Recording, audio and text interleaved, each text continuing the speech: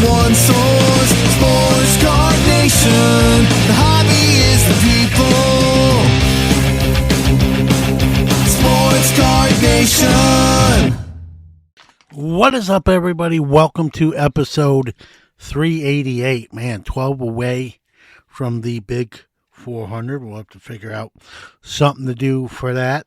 When I really think about how long we've been doing this, almost 8 years now, and all the people we've had on, I think, it's not just me. I know I'm the host, but it's the guest. It's you out there, more importantly, right, that listen to the show, so that me and the guests are not talking just to ourselves. Although we'd have fun, it's more fun knowing you're out there listening. So sincere, heartfelt thanks from me. We also have some great sponsors that make this show possible. In no particular order: Iron Sports Cards, Sports Collectors Digest, Hobby Hotline, Upper Deck. Want to thank all of them. We are back with part 2 today with acclaimed artist James Fiorentino. Great sports artist, but he can paint anything as great artists always can, and not always can, but he can, and but more known for his sports work, if you will, and super nice guy from the tri-state area, New Jersey, to be exact. And so today is the conclusion of our great conversation from last week. So without further ado, let's get the show started.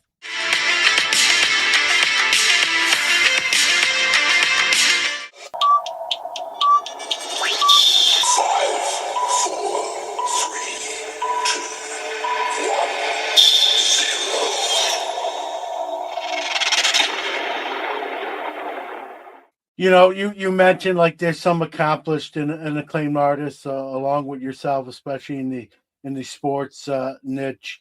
Is it more of a fraternity, or can it get competitive too? Does everyone mostly get along, or is there some instances where maybe that's not always the case? I think it's like anything in life, right? It's competitive. I've mentored artists for the last 25 years, literally. And guys have been calling me for years, contacting me, and I am as good as I can be to everybody with advice and help. Still doing it today. It is competitive, but I don't understand why an artist wouldn't be very supportive of another artist, because it benefits everybody. The more everyone does well, the better it is for every artist. But it's life, and there are people out there who act a certain way, and again, I stay in my own lane to do what I do, and I've always had respect for a lot of guys. And I'm excited by some talented artists today. Like I mentioned, I've been lucky to even collaborate with some of them, personally at events, at shows. And so for me, it's always an honor to be friends with guys who are talented, and speaking with them and talking about artwork and their process. And again, I will tell people, there are a tremendous amount of talented artists out there, not just in sports, obviously in everything. You have to be very, I'm trying to think of the word. Like, I hustle still today. I work hard. I'm going after things. I'm marketing stuff. I'm thinking of stuff. I raise a lot of money for organizations. It's a grind. It is a grind, even as well known as I am. And so there's a lot that goes into it. And so it's a business in the end, even though I do a lot, for the love of it. So that's, one of the main things I always tell people. But again, I think it's wonderful that you're seeing a lot of tremendous artists getting into this. I think a lot of those guys have seen me over the years, and hopefully I've influenced them to be excited about, being able to do something like this. It's certainly more competitive now than it was when I first started. But anyway, it is fun to see. Like you mentioned, you've worked for some incredible athletes, Ted Williams, you mentioned Cal Ripken, others, Whitey Ford, I even believe. I could be wrong, but talk about our can they be, you have to get into specifics, but can some of the athletes maybe be temperamental, or hey, is it done, or don't, you know what I mean? They sort of maybe rush the process, or they don't realize the time, and or most of them pretty, personable where that's really not, and it just varies by who it might be. Yeah, I mean, it varies. I mean, it's not like every day I'm being commissioned by the players. A lot of it comes through other things. But I mean, overall, my experience for this many years has been extremely positive. Again, I'm meeting players in a different way versus like the regular public.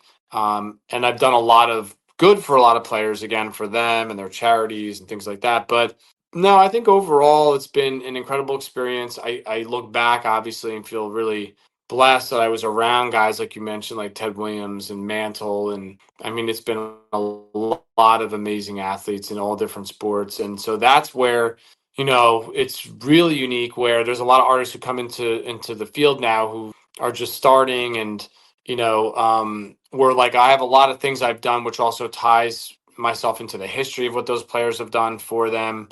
But being around those legendary guys like Mays and Aaron and Ted Williams and DiMaggio and Mantle, all when I was a kid, becoming friendly with Whitey and Yogi and, Musial. I mean, just that to me will always be the greatest thing. I'll always have that.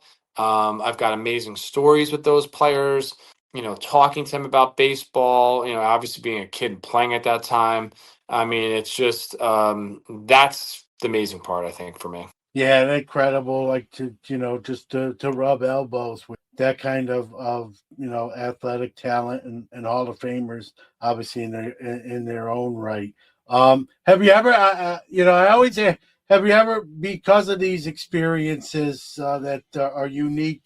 Other people may meet them, but like you said, not in the same vein as you have.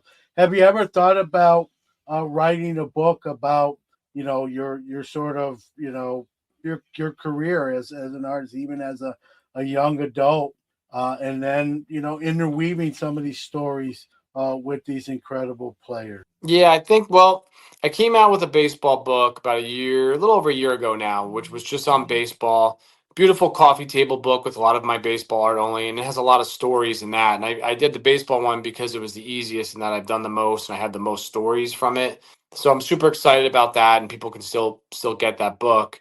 But a book on my whole life would be unique because even for me today, I can't believe some of the stuff I've done and experienced. Again, outside of sports, whether it's being around Congressman John Lewis to President Gorbachev to Desmond Tutu to guys like Ali and Buzz Aldrin and all these big athletes in different situations and meeting them and painting them and actors and it's been really amazing and even just again like I mentioned before doing this for a living and helping people and just all the organizations and my experience even in nature and wildlife and people like that. So it has been exciting. Maybe one day when I'm older, it'll be something that people want to read from, how I was able to sort of do everything. But now I've got the baseball book out, which is kind of cool. And, I'm excited about that. Well, you listen. I'll you said mention your son's a pretty talented writer. Maybe he could be Yeah. the writer, and you could just tell him to fill in the details, and he could author the book, together with Dad there. So It's a good point. something to chew on.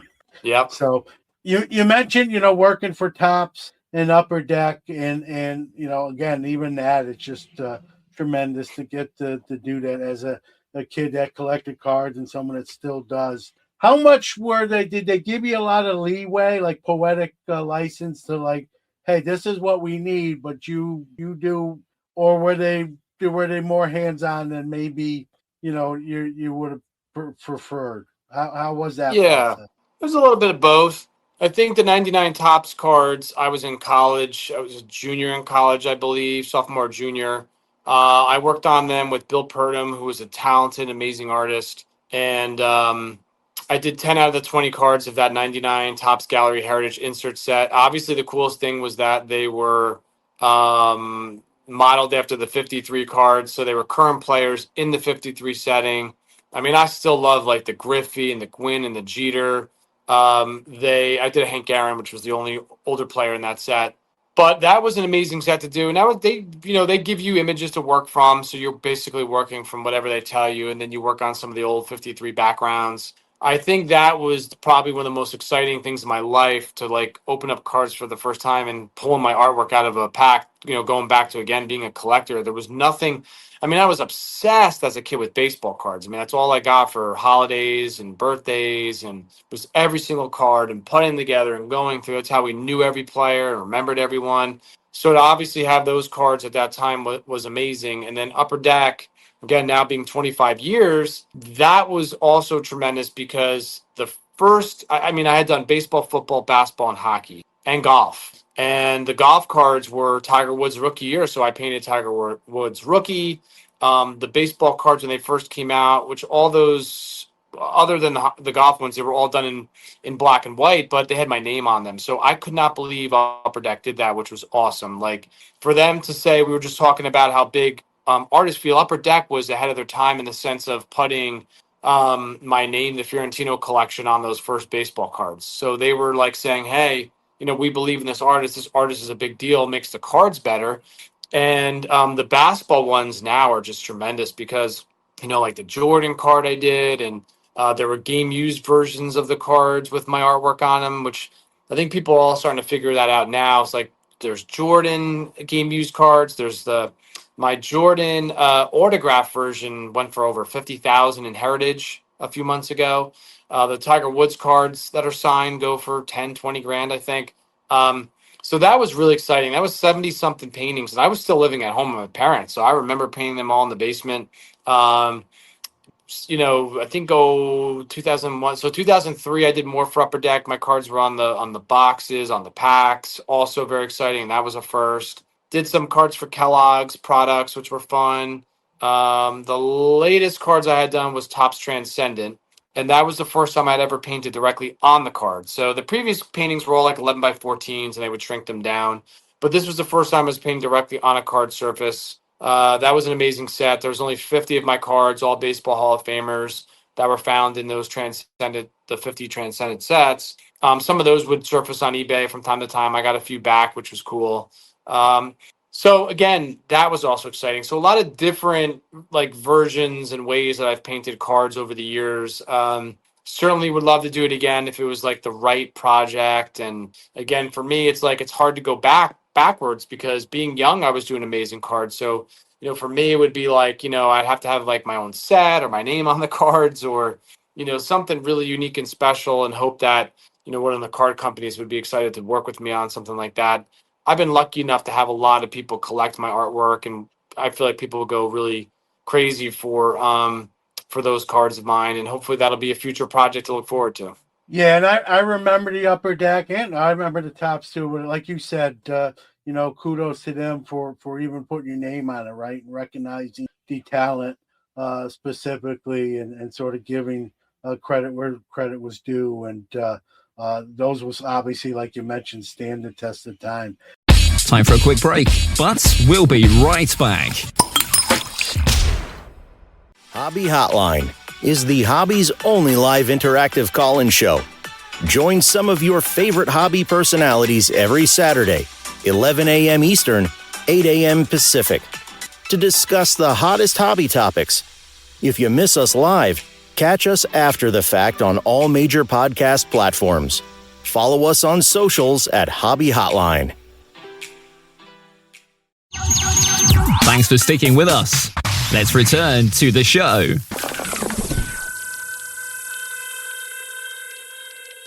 Does it surprise you, just in general, not just even art cards, but some of what these cards are going for in auction? Like I'm probably a little bit older than you, but we're in the same sort of era. If you would have told the younger versions of ourselves what some of these cards would be, millions, and like you said, even the signed art cards that are 5 or 6 figures, like it's just crazy where the hobby has went. Does it surprise you, or not so much? Yeah, I think it surprised me a little. Not anymore. I think that people kind of figured it out and it caught up to like where it probably should be. Maybe it's a little high, but at the same time, it's like, cards are like pieces of art, especially the vintage cards and even some of the modern stuff. And to see these very rare cards signed by players, and it's just another alternative asset that people want to collect, whether it's high-end comics or coins or anything else. And it is exciting, and it is some beautiful stuff. So, and I think a lot of people who made a lot of money, been very successful, have put their money into it. That's been able to allow this to happen. But sports are amazing and are wonderful and are memorable, and so now you're capturing that through cards, you're capturing that through art, and you're passing that on, hopefully, to your family and friends and people like that. So it is exciting to see that, and like we were mentioning before, I love seeing the art side of it come through in that way. But yeah, it is amazing to see the amount of wealth in all of this, and it's very cool to see my cards. I wish I had a bunch of the Jordan cards signed. I'd be very happy right now. But it is even amazing for me to see one of those cards go for that much. I'm sure the Topps 2020 project, obviously, in 2020, that like I said, art's always been a part of it, but that said, again, sort of brought it to the forefront. People have been critical of it, some of the work in that. People have acclaimed. Obviously, the project itself did very, very well. What were your thoughts? Did you think that helped? Do you think that was there good and bad with something like that? Is it like a double-edged sword, or is it all good? Yeah. Well, I think it's great. I mean, again, to me, I tell people, when you collect my art, you collect it for the passion of it and the love of it. Like, I don't want people to necessarily invest in my art, even though my work has gone up over the years, and I feel like it will continue. And we never know what one of my paintings will sell down the road. Those cards came out at the right time, right? This is after COVID. People are home, they're buying stuff, and it was fantastic to see all these different artists do this set. I know some of the artists that worked on those sets. I even collected some of them. And again, I think if you're buying them because you generally appreciate them and view them and showcase them and have a passion for it, that's what you should be buying it for. Whether they made 100 of them or 100,000 of them, it's all about what you're getting out of it. It's a big difference if you're spending a tremendous amount of money for a card. But in that case, you're paying a decent amount, like a small amount that you can afford. Pick the things you like. And again, it's just fantastic that the artists had done well from that set, that people really enjoyed it. A lot of those artists were meeting people at shows. To me, like, for me, going to like the Philly show or the National, for example, and meeting fans and clients and new people to my work, that's what it's all about. Like, you go to a show now and it's so interesting. It's not just cards. It's all different people there doing different things. And then when you can meet an artist who works on those sets, I mean, that's incredibly satisfying. There's a lot of younger kids, like we were talking about earlier, who are into sports art and into drawing, and they get excited to meet me and other artists. So I think it's great. I love it. I do like what Topps has done with art. Like anything else, sometimes maybe things get to be a little too much, but overall, I think it's wonderful that they're promoting it, and they've done a really good job with it. James, you mentioned sort of, want to get back on the horse and maybe work with a card manufacturer again, getting your work on some cards. What about, and I don't know the legalities, maybe in the same way you would. We've seen like Dick Perez, who I know you mentioned earlier. He's done stuff like on his own, like producing some sets on his own. Is that something that maybe you would do or want to do, or has that? I don't want to steal the secret sauce, but is that something like if a card company doesn't come calling per se, like you can still do like your original artwork? I don't know all the legalities, but is that something we may see? Yeah, I mean, I only paint originals, so I'm able to paint, any kind of original or small painting that would be like a card size or something like that. But no, I wouldn't like produce my own cards or anything. I really only work on originals for clients. But I've already been approached by card companies in the past. I think like it'll come in the future as well. It's just a matter of kind of putting it all together to make it work. But even doing stuff with the Baseball Hall of Fame right now, there may be even projects like that down the road to do. But yeah, I'm hoping to work with one of those card companies again and do some fun stuff. I always feel like what's meant to be is meant to be, and luckily I'm always busy with doing a lot of work. But yeah, I would only do like cards really honestly if I was working directly with one of those companies like that. But for me, it's more than just having my original art now in the packs, which I've only again done once. I would want my cards reproduced as like a specialty set, or again my own set if I was able to work on a lot of them. I think it's awesome when collectors can get like box topper paintings and things like that. I mean, that is the coolest. I mean, I would have went nuts for that stuff when I was younger. So again, it's another part of the hobby that people can appreciate and start collecting and understand and get into the different artists. Um, so yeah, I mean, there's a lot of years of me working on this stuff that hopefully something will come up really good. There's a lot of companies out there doing a lot of stuff now with artists. So hopefully that again will happen in the near future. Yeah, and I hope so too. I love to see that, and your work's incredible. Even aside from that, if like you said, you're still producing some incredible work. I know you pour your heart and soul to whatever piece you're doing, whether it's an athlete, like you said, wildlife or still life or whatever the case may be. Is there though? Is there an athlete? With this being a sport, is there an athlete that you sort of have you like painting more than maybe another like as fans, right? We all have our favorite baseball player, and I know you're a Yankee. Is there a player for you that you really maybe the juices get a little more even flowing, you get a little more amped up when you're painting that particular? Great question. I'll probably lead into a cool project where I think when I'm painting the vintage guys, I think when I'm painting Cobbs and Mantles and Wagners and Ruths, those guys still today, when I was a kid, I get really excited. I mean, there's nothing cooler than painting a Babe Ruth to me.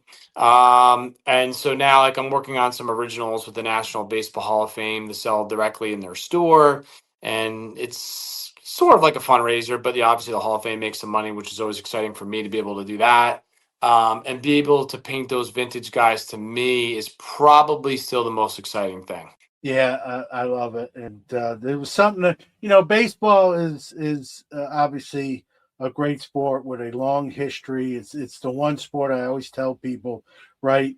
We know like the numbers, we know the records, we know of all the sports, we know like 56 game hitting streak and 61 with Maris and Babe Ruth and 714, and then Aaron at 715, and then Bonds later on with an asterisk, if you will, breaking those records as well. But there's something pure about that, and I think even I always say whatever you like, right? You have to give credit to the past. That's how we got here, and again those vintage era players, we've got great players today, and Judge and Bobby Witt Jr. and Paul Skeens, and the list goes on and on. But they wouldn't be here, and the sport wouldn't be here with all those guys that came before. So always appreciate when people sort of appreciate that. And so hearing you say that, I get it, and it makes sense, and appreciate it. Well, speaking of appreciation, I know you're a busy guy. I appreciate you making some time for us here on the podcast, and for those listening. I always give the guest kind of the final word. Anything you want to plug, website, social media, where to go to see what you're doing, or even get a part of it. Take your time, and wherever you want to steer folks, go ahead and put that information. Yeah, thanks. I mean, you can go to jamesfiorentino.com and just Google my name, and I'll pop up a million times. And then if you find me on all like the social media accounts, Instagram and Facebook, and just look me up.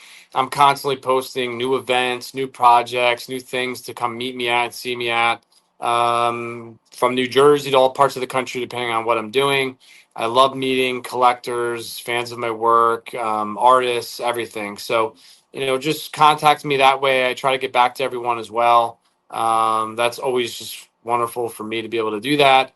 And yeah, I appreciate it. Again, I love sharing my story, and I love people hearing it for the first time. And if people have heard me, they're hearing stuff that they've never heard before, because there has been a lot that I've done over the years. So again, I appreciate it, and hopefully I'll be able to meet some people in the near future. Yeah, no doubt. Again, thanks, James, for sharing some of those incredible stories. Thank you. Time for our Hobby is the People Announcer of the Week. This is Andy Friedman. Remember, the hobby is the people. If you'd like to be the Hobby is the People Announcer of the Week, do a WAV or MP3 file and send it to sportscardnationpc@gmail.com. Hey, John, you want to have a catch?